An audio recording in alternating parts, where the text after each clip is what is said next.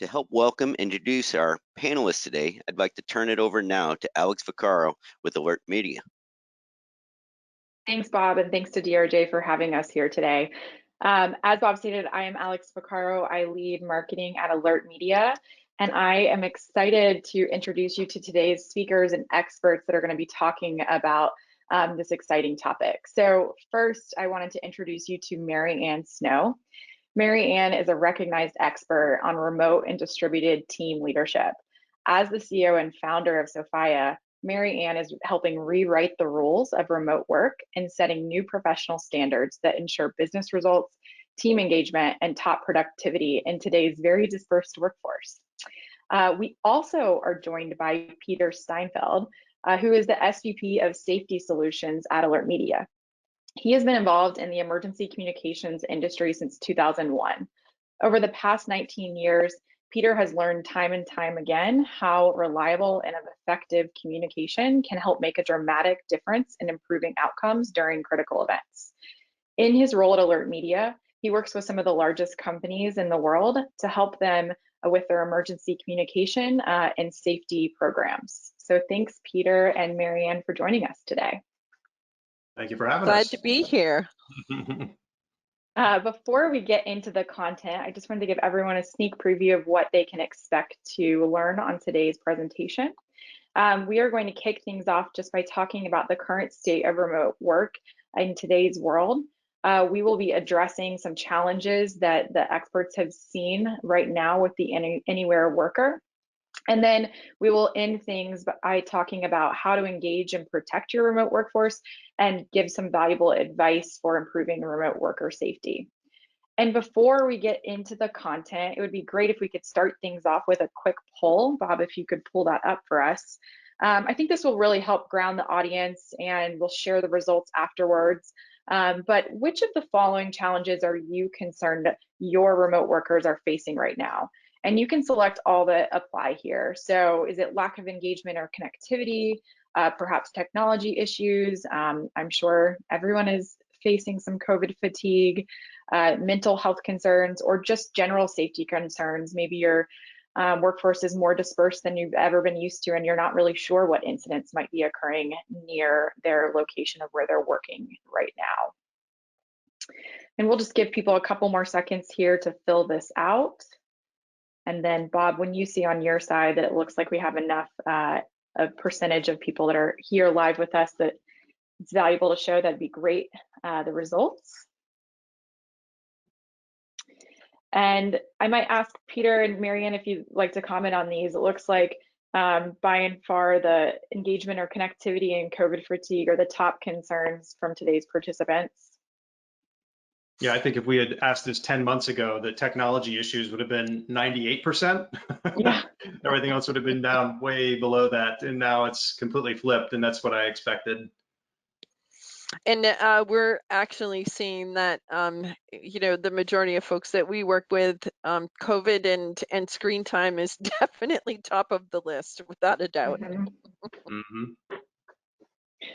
Well, perfect. So Peter, can you go ahead and get us started and talk about the current state of remote work? Yeah, absolutely. Well, I mean, before 2020, employers were certainly dabbling with the idea of remote work, some a lot more than others. But any way you looked at the migration, it was slow and minimal at best. But the pandemic certainly changed all of that. I would say that the global shift to a remote workforce happened faster than anyone could have predicted. It was kind of like pouring gasoline on a small fire. And with so many employees now working from distributed home offices, employers really must evolve how they monitor, engage, and communicate with their teams to fulfill their duty of care and protect their people. So to start, I thought it might be good to share what both employers and employees are currently experiencing in their remote work situations. Now, Alert Media has thousands of customers, so we really do see and hear quite a few things out there. And here are just a few of our observations summarized. For employers, their employees are now dispersed across hundreds, if not thousands, of home offices. As a result, their workforces are increasingly, I would say, collaborative, mobile, and dynamic in the way they do their work. The traditional 9-to-5 workday is much less common, but also remote work is now recognized as a viable business strategy for many companies. quite a few organizations were, I would say, really resistant or hesitant to embrace remote work initially, but things are often getting done as well as before and sometimes even better. And I know Marianne's got some great stuff to talk about on this. Now, for employees, many of them have been working from home for nearly a year. So even those who are brand new to remote work now have a full year of experience under their belt, which is kind of hard to believe. But what does that mean? Well, it means things like better home office infrastructure, better routines, and the like. Now, some people simply can't wait to get back to the office, but some employees want to continue working remotely after COVID. I've at least thought about it, at least part-time, but then there's quite a few who want to continue to remote work full-time. So these are things that you're going to have to contend with as offices start opening up. But these days, depending on the nature of your job, work is no longer somewhere you have to go, but simply something you must do. So there's a big shift in mentality there. Now, there's a bit of a downside to this because some employees are experiencing blurred lines between work and home, and they feel the need to always be on or working constantly. And that's one adjustment people new to remote work haven't entirely adapted to. But I would even say, having done this in the past myself, those who have been doing it for years aren't always able to adjust. So I think we still have some growing up to do in this area, specifically knowing it's okay to sign off. Now, with that said, let's go ahead and review a few statistics around remote work that I think you might find pretty interesting. So where this comes from is the chief economist at Upwork surveyed it was about 1,500 hiring managers. There were executives, VPs, frontline managers, basically about how they view their remote workforce and how it's affected their plans. The analysis they did provides some, I think, pretty unique and valuable insights on how COVID-19 has impacted things like hiring, general feelings around remote work, and the future of remote work itself. So fascinatingly, as you see here, more than half of the American workforce is currently working from home. That's just astounding to me.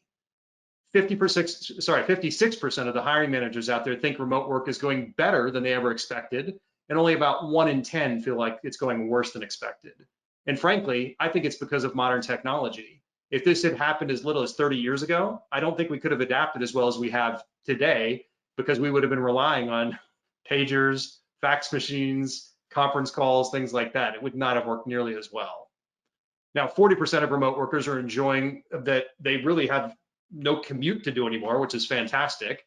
They've got fewer meetings and they have greatly reduced, I would say, distractions. So there's not as many coworkers swinging by the desk to see what's going on. And that's valuable, but at the same time, it keeps you from doing a lot of work.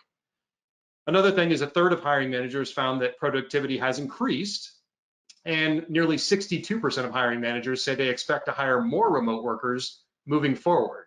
Now, as mentioned earlier, employers are more and more confident that remote work is a reliable, sustainable, and viable business practice. So I think that's why we'll see more of that. Now, at Alert Media, we hear a lot of similar sentiments from our customers. Many have told us that they've discovered that their fears about remote work were, I would say, just largely unfounded, and that it's actually working pretty well. There are downsides to working remotely, let's be clear about that, but there's also downsides to working in an office. It's a trade-off. The ultimate question to ask is the work getting done? And I think the resounding answer has been yes, even with all the added responsibilities and craziness around it. All right, Marianne, now that we've reviewed some of these numbers, can you speak to the COVID-19 remote work experience specifically, as well as some of the challenges and impacts of a remote workforce? So thanks very much, Peter. Much appreciated, and very happy to be with you today. First of all, I want to point out that many of the stats that Peter was able to just share with you are probably much more indicative to a typical remote work environment rather than a whole year of isolated work at home pandemic circumstance. And I think this is a really critical factor when you're trying to evaluate the productivity of remote work, because I'm sure that many of you on the call right now are struggling with some of the real downsides to having isolation situations where you're at home trying to manage school schedules, online learning, you might be fighting for bandwidth, those sorts of things. And that is certainly something that isn't a typical remote work environment.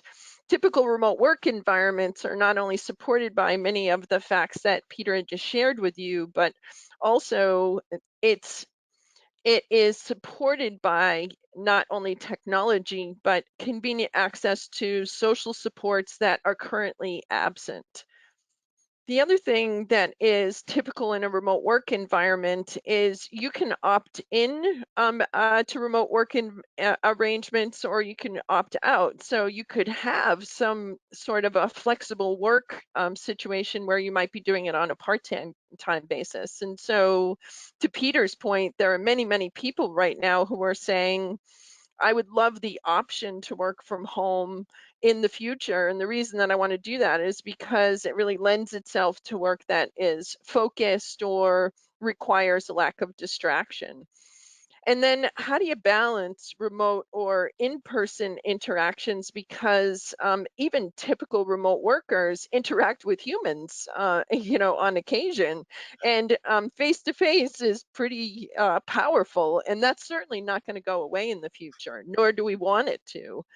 But right at this particular point in time, those forced remote work arrangements, as well as exclusively virtual interactions, are really taking their toll.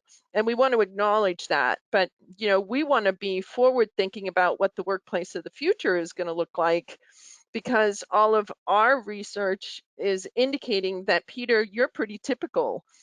People are going to want that additional flexibility in the future, and it's going to be very hard for employers to indicate that someone can't work from home when they've already been able to do it for a year. And prove that it works. Yeah. Right, right.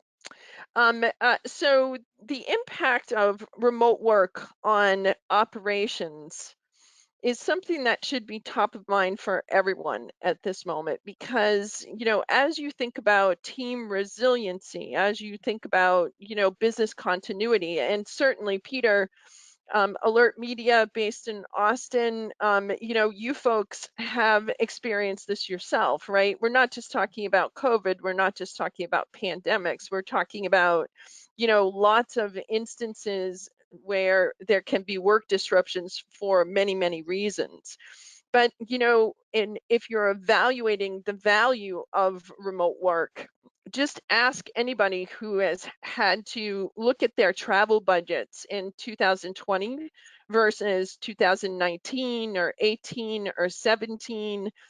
And, in addition to just the decrease in travel, think about the wear and tear on the human who is getting on an airplane or getting in a car or getting on a train and having to transport themselves. Less disruption to the workday, more productivity that's associated with that, less wear and tear on the person in general. And this is important because right at this moment, while we long for human contact, and we are translating that to kind of an over romanticized view of what office like can be like. And what people have to remember is that line of sight and having proximity to someone and having someone physically present doesn't necessarily mean that they're a productive employee, nor does it mean that they are a stellar communicator or a good collaborator, nor does having somebody out of the office means that they're not getting their work done. And so this mind shift is occurring at a rapid rate. And there's a certain irony to the fact that even the most hardened anti-remote work advocate is now reconsidering that position. And many of our clients who previous to the pandemic told us that while they appreciated some of the aspects of remote work that were associated with distributed teams, they were adamant that they could never, ever remote their particular office structures. And now they're reevaluating that, and they're actually not re-upping on office leases. And so this is going to have a big impact on folks, downtowns, business districts, and it's just going to have a major impact on how people are going to run their organizations in the future. This means that making sure that you're thinking about your security practices, and obviously, Peter, one of the reasons that you and I are here today is to talk about some of the risks that are associated with a remote work environment and flexible work arrangements, specifically in relation to the employees. So poor security practices that might expose not only the company or the employees, not only from a data perspective, but also just from a general security perspective. And that's going to be something that we think is really important, and we're going to have to look at in the future. Yeah. Peter, I'm going to turn it back to you. Yeah, without a doubt. No, that's a good segue. I mean, with the shift to remote workforces, employers are now wrestling with just a whole new set of questions related to keeping people safe and informed.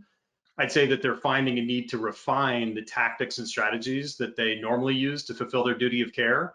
And for those of you that don't know what duty of care is, it's this basically moral and legal responsibility to keep employees safe. In fulfilling those responsibilities for a remote workforce is much different than what's necessary for an on-site or in-office employee base. But out of sight really shouldn't mean out of mind. Taking proactive measures to fulfill duty of care obligations still remains critical. So what are some of those things? Well, weather can impact the safety of remote employees, just like it impacts them at work when they're in an office, and their ability to work at home, especially during certain times like winter, hurricane season, and wildfire season. Employers are now monitoring hundreds or thousands of workers at their home offices in addition to the company's physical locations. But interestingly, they're not as concerned about commuters traveling to centralized locations. So it's a little bit different. Remote workers can also be impacted by a heightened risk of illness with flu season, as well as COVID-19, obviously. And the COVID vaccination program has ramped up the past couple of months, but we're still unsure of the time frame of when the full effects of the vaccine is going to be realized. There's also ongoing mental and physical safety concerns with remote workforces. They're really easy to overlook too. You don't want to forget these things. They can be anything from a worker's mental health being affected by ongoing isolation to physical concerns like ergonomic problems due to hasty at-home setups, sitting for too long, and even excess screen time. I've found myself to suffer from those from time to time. Again, out of sight really shouldn't mean out of mind. People are working for you from their homes. If they don't feel safe or they aren't safe, they're not going to be productive employees. And that's so important to remember. So next, Marianne's going to discuss the importance of engaging and protecting your remote workforce. Marianne? Thanks, Peter. Yeah, you folks actually identified the fact that engagement and productivity is a big issue right at this particular point in time. And when you're thinking about your strategies for how you should be changing that quotient, how do you get a foothold in making sure that you can proactively plan and get your people so that they're not only being taken care of, or they're feeling like they're being taken care of, because that mental perspective at this particular moment in time, remember, we're dealing with humans. Humans in the moment of isolation can sometimes feel very disconnected very, very quickly. Unlike typical remote work, where you might have contact with lots of different humans in lots of different circumstances, in the current circumstance, that isolation is really forcing people to, stay within their own homes in ways that they might not have done before. But the more that you are proactively looking at ways to refine and communicate those duty of care strategies, right at this particular point in time, you have a little bit of a window, and that window should be focused on assessing what your current state is and really thinking about where you want that state to be as opposed to where you are now. So establishing that baseline so that you have an opportunity to come together as a leadership team, come together as an organization, and look for ways to address those gaps.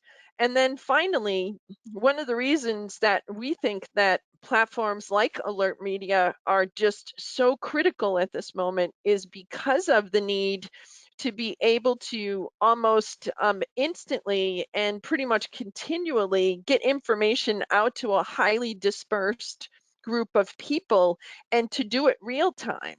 And the ability, because of technology, to push information out almost simultaneously. So you're not going to be suffering from who gets to hear it first, but everybody can really get that information as quickly as possible.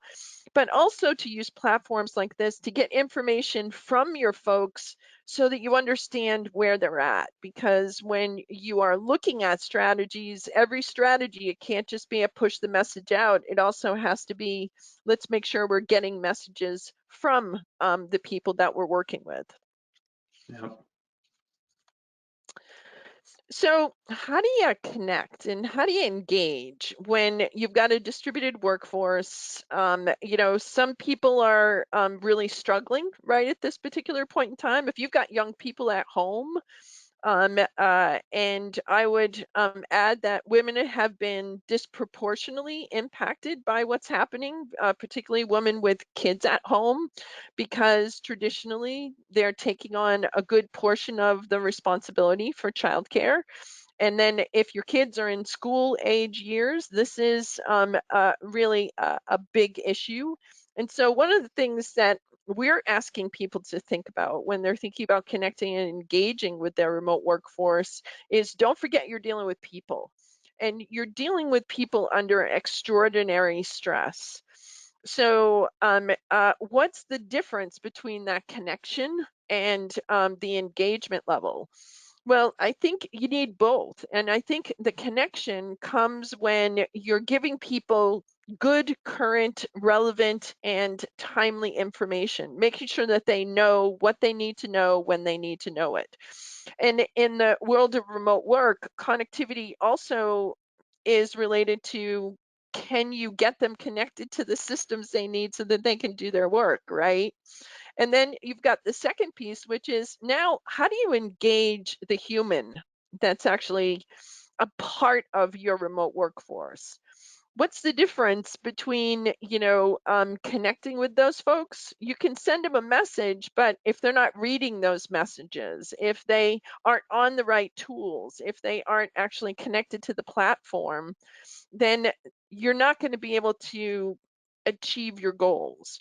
So taking time to establish communication protocols up front so that people actually know when they're going to receive messages from you, standardizing the way that you're having communications with your folks, setting up routines, setting up protocols for the tool sets you're going to use, ensuring that people have the technical capability to be able to tie into those tools. Those routines are going to become really important because these become dependable touch points that not only folks can look to and trust, but it also allows you to be able to get information from the folks that you're working with to find out what's important to them. So that as you're thinking about those routines and you're thinking about those touch points, you can create a feedback loop that not only allows you to be able to get information, relevant information out to your folks, but you're also going to get information from them as well. These accountability cycles or these sort of routine feedback loops are so important, particularly with remote teams, because you can't do your work if you don't actually understand, first of all, what's expected of you. So making sure that there's clarity on expectations, making sure that there are operational protocols in place, but also that you're getting feedback about anything that's changed. You're getting feedback about information that's relevant to you, and you're giving feedback as well. These are the protocols that are actually going to build team trust. Remote teams that have high degrees of team trust are the ones that tend to be most engaged because they remember that they're working with people too. And so if you're if you are an engaged remote professional and you have other teammates, then you care about them. You're really thinking about the best ways to not only watch out for yourself, but watch out for other people who are on your team. Obviously, the advantage once you have an engaged group of people that care about each other, who are watching out for each other, who are feeling comfortable sharing information but giving information, employee morale, employee satisfaction are going to benefit. And then that's the point in time where people are feeling like hanging around with you is going to be something that they want to do for a long time. So retention is also going to be impacted.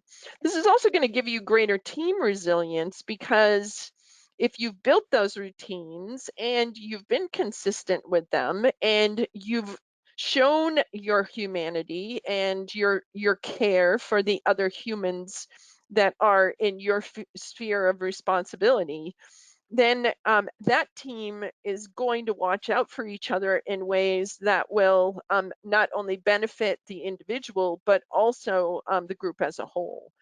And then don't forget, remote workers, remote professionals have to have a high degree of autonomy. These folks self-direct, they self-manage. And so the benefit of an engaged workforce is these folks become critical thinkers. They can work more independently. And this is going to be an important piece as you go forward, because when you do bump into a crisis, if you have a highly engaged workforce that can solve problems, then when you do run into a bump in the road, it's going to be a lot easier to be able to overcome that bump. Peter, you've had to do this as well, and you've seen a lot. Yes. Talk to us a little bit about advice that you have for our audience today on how to improve remote work safety and your experience. Yeah, I'll definitely get into that. Before I do, though, as I was listening to you, it kind of brought me back to the old adage of never to assume. And there were two things that really stood out from what you said. Number one was the feedback loop. So critical, because if you're not getting feedback, all you're doing is assuming, and assumption is not a good thing. Number two, the human factor. And the reason that really resonated with me is there's someone I know that lives in the Texas area, not in Austin, but nearby, just a rock, like never has a problem with anything, is able to do anything. But this person reached their breaking point last week with frozen pipes, COVID, everything going on. Never would have thought it. And they just said, I'm out. Took 3 days off from work. Could work still with all the freezing going, but said, I can't, I'm just done. So I think that's super critical for you to keep an eye on your coworkers and realize everyone's human, everyone has a breaking point, and you never know when it's going to come. So just stay in touch with people. I thought that was just really, really interesting. Yeah, and I think that that's an important piece, because we've seen that a lot where we're advising people to during those touch points ask how folks are doing. And we actually saw it in our healthcare clients when we were having just routine meetings, and it was not unusual for people who, to your point, Peter, are quite stoic, and Yep. they're having a moment. And so accommodation, I think, is also another key component to engagement right at this particular moment in time. Just allow people to be human, allow people to feel human, and as leaders and managers, ask how people are doing. Yeah. That's fantastic. All right. Well, I'll jump into what I was going to talk about. So I do have a few thoughts to share on the subject, and protecting your remote workers, I believe, really requires rapid, targeted, and effective communication. And if you have an intuitive emergency communication software solution like the one we offer at Alert Media, you can very quickly and easily communicate with your employees during any emergency or business critical event. Doesn't have to be just health and human safety stuff. Now, with tens, hundreds, or depending on the size of your organization, could be thousands of full or part-time remote workers, it's really harder than ever for businesses to protect their people from the local emergencies that can disrupt operations and basically put those employees at risk. And this decentralization of people and resources can really strain safety efforts. And now, as a result, it really hinders your ability to monitor, communicate, and I would say resolve unplanned events as effectively as you otherwise can when everyone is gathered into one office building or just a few locations. While there is ongoing debate about the duty of care in a remote work context as it relates to employers' liability, what is clear is that both employees and employers benefit when safety is treated as a priority. For employees, this means working for an organization that's really invested in your well-being and your safety, regardless of where you are. I've heard many people over the years tell me that they chose one employer over another just due to the culture of safety, or they decided to stay with an employer because of that and wouldn't even risk going to someone else. For employers, there's also significant benefits. Keeping employees informed, connected, and engaged absolutely results in higher productivity, brand loyalty, and I would say a happier, more engaged workforce. So just remember, safety is of high importance on Maslow's hierarchy of needs, if you guys recall that, and it's difficult to perform exceptionally as an employee when you feel unsafe. You have to have those needs met first.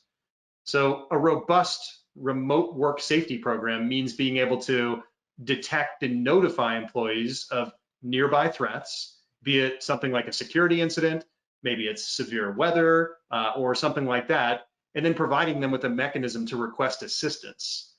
With real-time location data, you can absolutely see events unfolding around your people and then automatically notify those who are impacted, or at least bring it to the attention of someone who is responsible for those folks so they can then further engage with them. You can also reiterate employee assistance programs and policies. That's really important. We saw that a lot down here in Texas recently with the craziness that happened down here.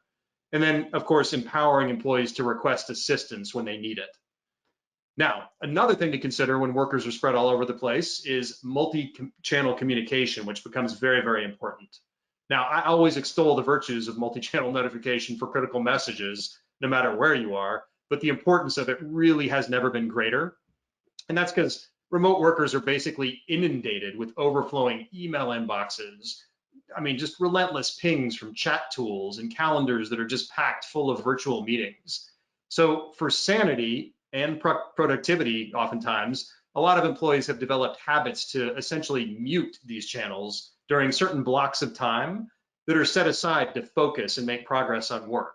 So with this reality in mind, multi-channel notifications enable you to break that mold a little bit. You can increase message visibility by essentially inundating recipients with messages via all sorts of channels like voice call, text, email, mobile app push, desktop pop-up, so it comes right up on their screen and they got to interact with it, Slack, chat tools, and a whole lot more. What it does is dramatically increase the odds that people will see your message very quickly. You'll also be able to reach employees wherever they happen to be, because there's people who kind of move around. You never quite know where they might be. Now, with people working from so many disparate locations, the geographic scope that you need to keep an eye on increases dramatically. So there are hundreds of events happening around the world on a daily basis that can pose risks to your people's safety and basically your ability to keep your business running. It's everything from hurricanes to winter freezes, wildfires, acts of violence, road closures, civil unrest, and there's really so much more. Every work location used by your employees, be it a company facility, home offices scattered all about, or even just temporary locations for traveling employees, really need to be monitored for nearby and emergent threats. That way, if something happens, you can be 2 steps ahead of it instead of 2 steps behind, and that's always the goal in emergencies. A threat monitoring solution helps you track actionable threat intel in real time, quickly identify your impacted employees based on their location at that time, and then automatically communicate warnings to you as you're watching over them and your people about that situation. Anytime you can get fast, human-vetted intel with automated warnings, it can really make a difference and improve outcomes in dangerous situations. That's why it's so important.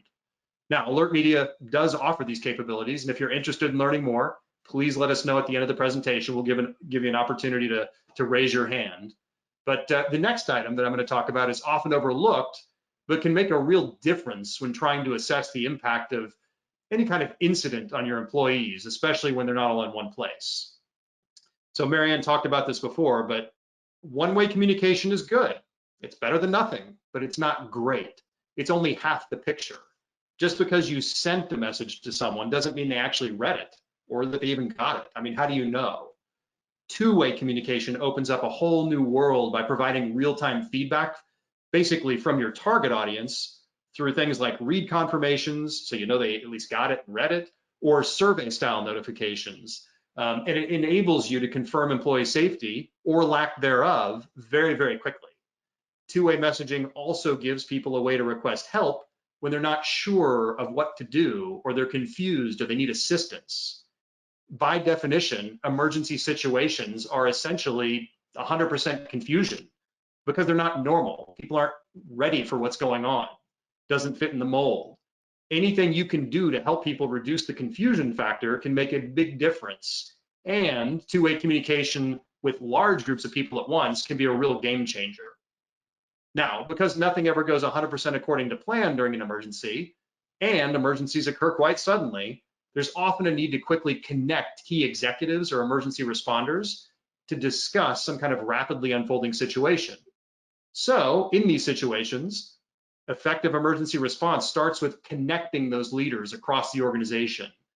The problem in this remote work era is it can be really difficult to do when people are working from so many remote home offices. You can't just gather everybody up and go to the nearest meeting room. So conferencing helps you quickly assemble key stakeholders on the phone to basically help them align on a coordinated response strategy very quickly. Now, the traditional way to do this is just to go out and hunt for your conference number details, type them up in an email, maybe a meeting invite, send them out, and then hope everyone sees the message and joins quickly. That doesn't work very well. A much better way to do this is with a conference call notification, which eliminates all those inefficiencies of a typical meeting invite. In just a few seconds, you can send a voice notification to leadership or the emergency response team, and then they're prompted to instantly join the conference call in progress just by pressing the number 1 on their keypad. You can then see who's joining, who declined the call or missed it, and then re-invite or even add new people as necessary. I would say that rapid response and fast decision-making are really critical to improving outcomes in emergencies because every second counts, and being able to quickly gather decision makers to discuss what to do can absolutely improve outcomes. Now, another important thing to consider with so many people working remotely is employee well-being. And we talked about this before. I mentioned the person I know that is stoic, they're the rock, and all of a sudden they broke down. You know, it's just, you don't know when it's going to happen. But it's really important to engage with employees and ask about their needs, their safety, and wellness for all sorts of things. Everything from the potentially benign, like ergonomic setup, to things that are more like health and human safety conditions in big emergencies. A survey functionality allows you to streamline this process, and I think importantly, document the results so you can access them in real time, but also come back to them later as necessary for like a post-mortem analysis. Based on a response, you can very quickly identify employees that need additional support and then follow up appropriately. For example, if you survey employees near an approaching hurricane, and then they choose a response like, I'm evacuating my home, you can follow up to offer additional support. And then importantly, make plans to maintain business continuity. And just think about that. Not only are you taking care of the employee, but you're also taking care of the business at the same time. So it's a win-win. Now, I think this idea of instant feedback from your employees is quite important. So that brings me to this last item that I'll talk about here. And I mentioned this before, and I think it's worth stating again. Emergencies are confusion. Simply put, nothing hampers focus and the ability to work like confusion. I can tell you that much. It just goes out the door. So anything you can do to reduce that confusion will put you 2 steps ahead, which is where you want to be when an emergency occurs. Communicating with employees about these things and understanding their personal circumstances helps reduce confusion and then focuses your efforts on the right places very quickly. If you've got a large audience and you find out that several hundred of them are just fine, but you've got a few that need some assistance, you can effectively ignore those other folks and focus your efforts right on those people that need assistance right now. Now, you might think that you can just send an email or post something on a chat tool or send out a group text, but none of those really scale very well. and they become overwhelming to manage and make sense of. It's almost useless after you add a few too many people. So a dedicated multi-channel two-way notification system provides you with consolidated feedback and insights on a single dashboard. You can confirm that people are actually receiving your messages or not, and then even see answers to survey questions that provide additional insight. So investing in a robust emergency communication system like Alert Media really helps to ensure improved outcomes to the unplanned events that really impact your business and your people. So Marianne, as you heard me talking there for a while, I went on a long time. Do you have any final thoughts to share with everybody here before we get into our Q&A? So Peter is talking to you, obviously, as somebody who's very passionate about the benefits of his tool, right? And one of the things that I would add from a practical perspective is we actually saw we saw this play itself out. One of our big clients is a healthcare system that spread out across an entire state. And their crisis response team had to get information out on everything from personal protective equipment, PPE, to where and when people should be showing up and when they could get into a building and when they couldn't get into a building. And this was going on real time, pretty much like 24/7 for about 4 or 5 months. Tools like this allow you to be able to consolidate and set up those protocols that I was mentioning, and allows you to be able to do that and just reduce the anxiety. Because imagine what it's like to be a healthcare worker and it's your job to take care of folks who are terrified, and you're terrified yourself because there's so much you don't know because the situation is evolving so quickly. We also saw this play itself out, with a national insurance company that had to send 4,000 people home almost overnight.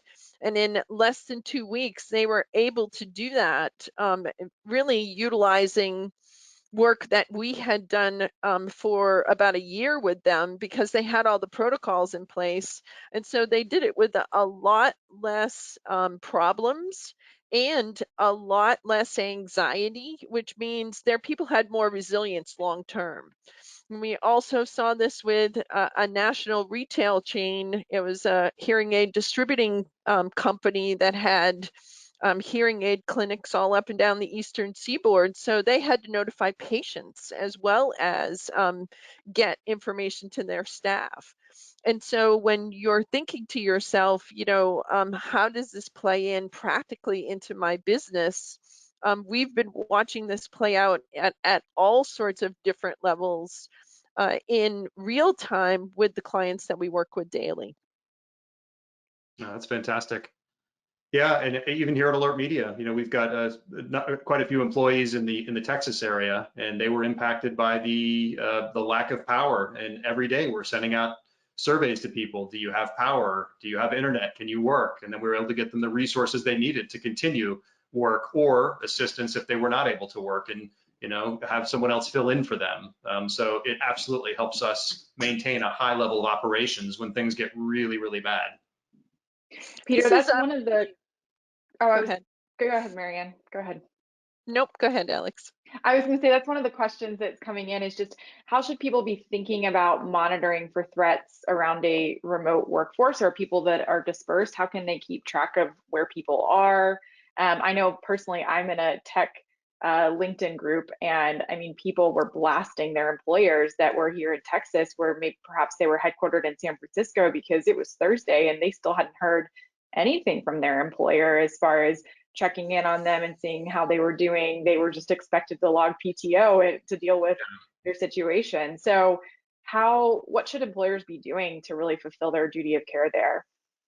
Yeah, I mean, unless you have a team of people whose job is to sit around in a security operations center to just consume all sorts of media and make sense of it and then report that up to the key decision makers so you can then communicate with employees, it's a very hard thing to do. And it's even hard for those folks. So really the only way to do it successfully is to find a solution like what we provide that has a team that does that for you. We look at the entire world. We bubble up information about weather incidents, security situations, transportation issues, you name it. We sift through it all. And then in our solution, you can also plot your people and locations on a map. And then we place those threats, near the people and locations as they pop up, and then notify you when something is affecting people that you care about. That way, we're basically getting rid of all that other information that's just noise. It's important and morally you should care about it, but really all you need to be concerned with is the stuff that affects your particular people or locations. So having a professional service that can do this for you will absolutely help you stay 2 steps ahead of it and not get so far behind and create all this chaos and confusion and anxiety. Okay. And I would actually, I'll add one thing to that, Alex, Yeah. because I think you have the technology, which is hugely important and enables, but I also think you need a culture. And I think the culture that you need to develop in an organization is how do people feel empowered to get messages up so that alerts can be sent? And so if they're seeing something on the horizon, what's your continuity plan for how you're going to get information out to people so that you don't just have the tool, but you've actually built the protocols and the process to support the tool, so the tool is enabling you to be able to action on good planning. So the more Absolutely. you work on the culture, the more that you work on the proactive continuity and team resilience plans, supported by great tools like Alert Media, that's when you get success. Yeah. Absolutely. Okay. Okay, another question. So probably for you, Marianne, this question is, we have employees that can work from home and some that cannot. How do you keep the continuity and workflow and fairness between someone who is maybe more relaxed at home versus somebody who has to be accountable to coming into a physical location?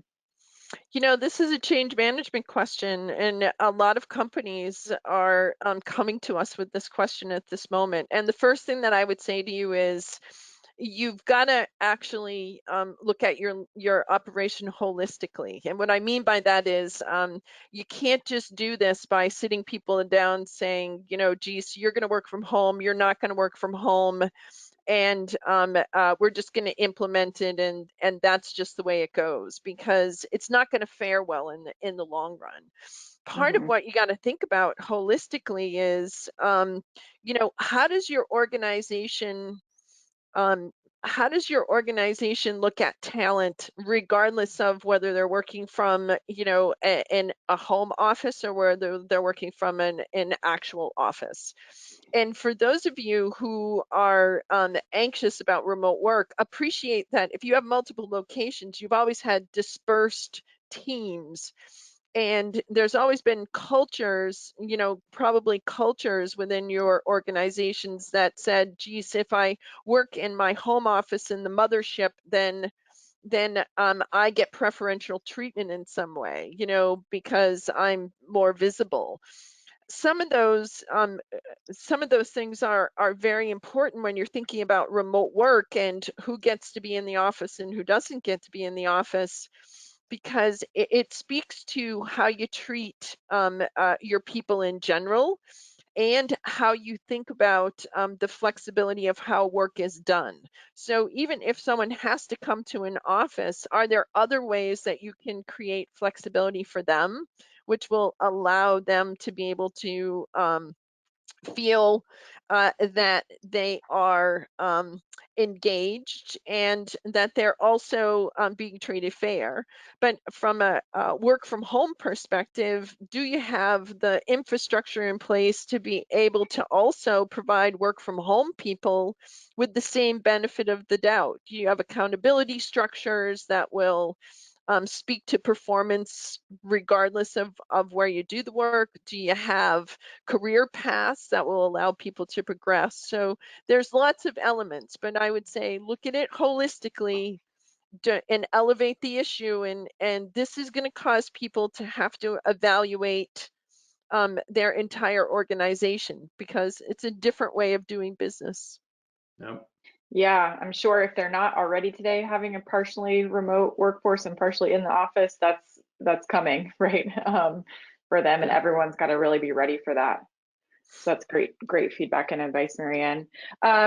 Peter, what sources are typically looked at for threat intelligence information? You know, if you're trying to do it yourself, what should you be looking at? And perhaps what does Alert Media look at for sources? Well, I mean, clearly one of the biggest ones is weather. It's something we see all the time. It's all around us, and then it hits you, and then you don't realize that, wow, I didn't realize you could get 6 inches of snow in Texas. Yeah, weather is So the fallout from weather, right? Like the yeah, incident always be watching weather. But of then there's weather. all sorts of other things as well that can impact people. There can be security situations. This one actually just happened in Austin not too long ago. It was a horrible situation where there was a doctor's office and a hostage situation that went on, and 2 people ended up dying. But the police came in and shut down the entire multi-mile radius around that location. And nobody was allowed to leave, and people started like panicking, like, what's going on? Is there something going to be exploding? So being apprised of things like that helps you get in touch with the people that might be nearby. We actually had 3 employees that lived in that radius, and we were able to reach out to them very quickly and say, don't worry, this is what's going on. You're going to be okay. Just stay in your house. Okay, great. I'm going to go back to work. I'm not going to worry about it. So it reduces that anxiety. And then when we get back to the idea of people going back to work, there's things like transportation issues. If you see there's a major problem with people getting to work on Interstate 10 or 35 or whatever it is, getting ahead of that and telling people don't try to get to work. They can be much more productive if you get them to stay home, wait for it to clear, and then go in. I mean, there's endless examples like that, but those are the key things to look out for: weather, security issues, transportation type things. Absolutely. Great. Marianne, for you, how do you think about onboarding new employees in a remote environment? How do you balance people that have really never been to the office and gotten to experience the culture of an office? What do you think successful companies are doing well there? So some of our clients are actually virtual companies, like they run their organizations and they've never had offices. And so this is possible, folks. It is possible to onboard effectively, but part of this is, I'm going to go back to what I said before, it's holistically looking at your organization and kind of thinking about talent management as an end-to-end process.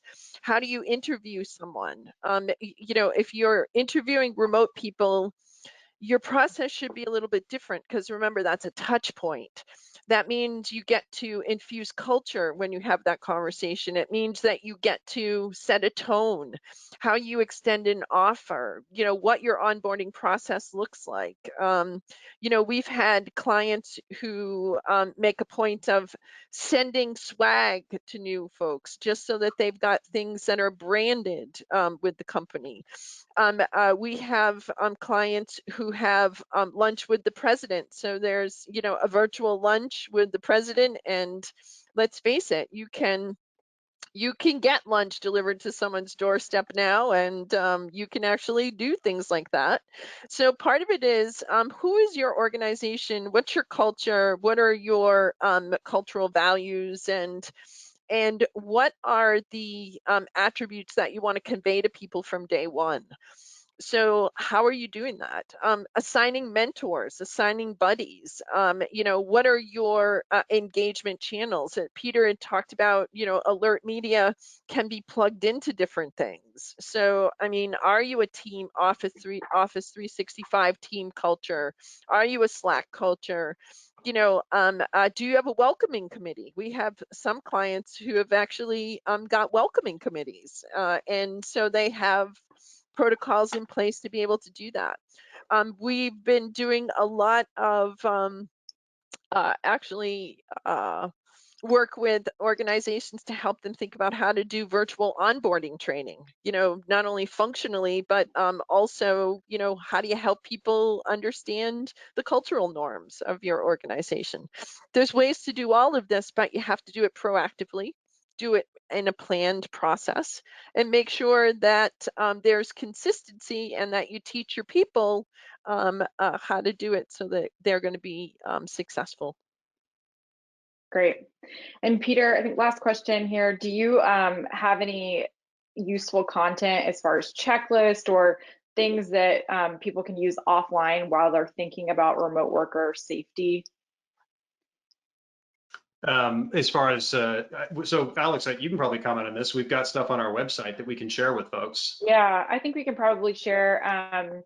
We've got a great remote worker safety checklist that I think would be very useful to people. And then we have some communication templates, because when you're communicating with a remote workforce, you really do need to adjust your emergency communication templates slightly. You might want to ask for different survey confirmations. You might want to make sure you have dynamic groups set up so that you can understand location data better than you would before, right? You're not using office anymore location, you might be using home office location. So we can absolutely share with the audience today, after today's presentation, some of those resources. Yeah, that'd be great.